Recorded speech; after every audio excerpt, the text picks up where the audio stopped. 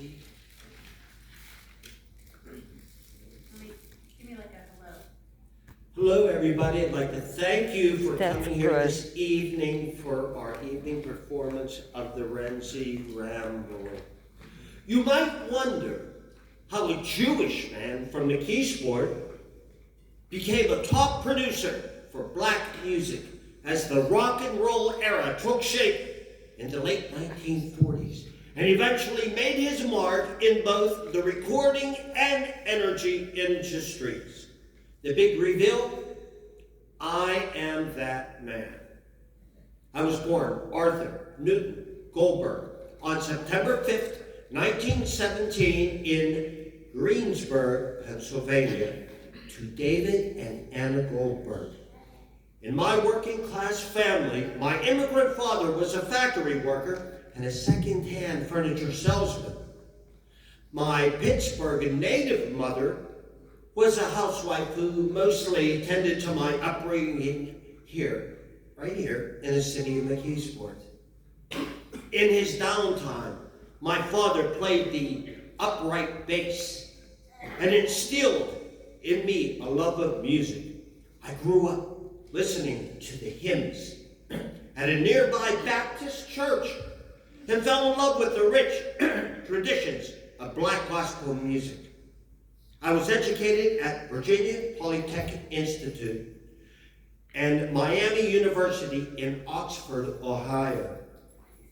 And in 1939, at the age of 22, I moved to Los Angeles, where I began studying business at UCLA with the intentions on entering the film and motion picture industry.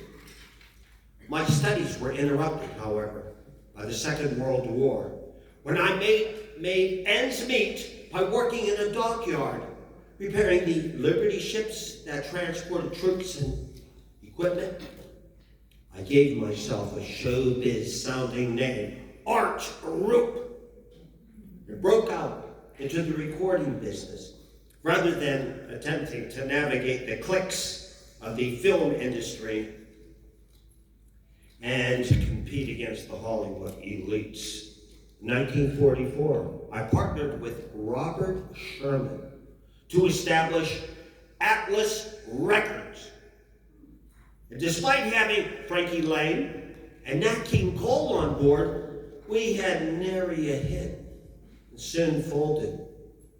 Small guys like us couldn't compete with the major labels, even with the right talent.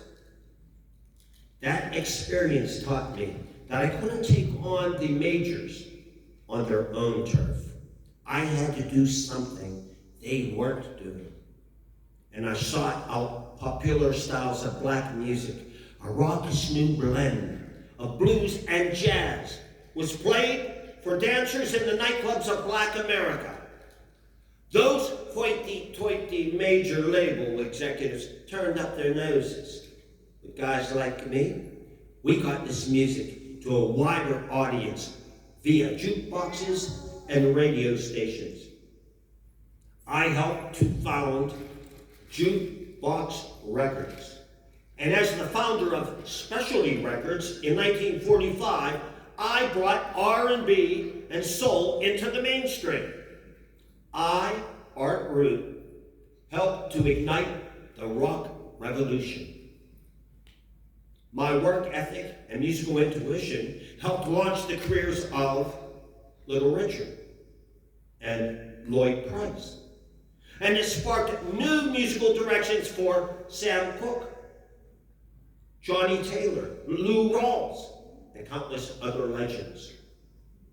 Knowledgeable music fans at the time came to view the yellow, black, and white label on a specialty 78 or 45 RPM disc as a virtual guarantee of quality. I studied every aspect of the music industry, including the music itself, carefully analyzing current hits. I tediously examined the quality of Specialty's records. I used studios with the best environment and finest equipment. I selected the most accomplished musicians, and I treated them well in order to elicit their best performances.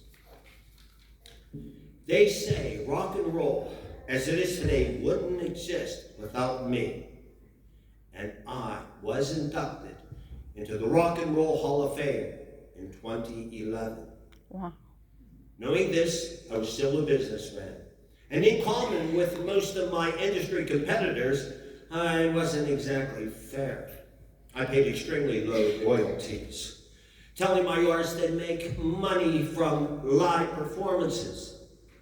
But at least I usually paid up, unlike some. I was unusual, however, in my hatred for the widespread bribery of disc jockeys, known as payola. The pay-to-play system was at its height in 1957, and I responded to a particularly outrageous demand by canceling a specialties artist appearance on American Bandstand.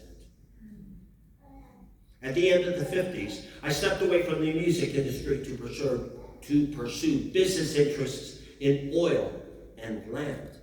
In 1990, I sold Specialty and its rich catalog to Fantasy Records.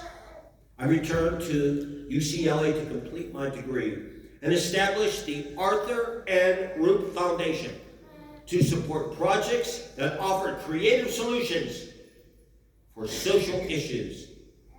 At the age of 104, I died on April 15th, 2022.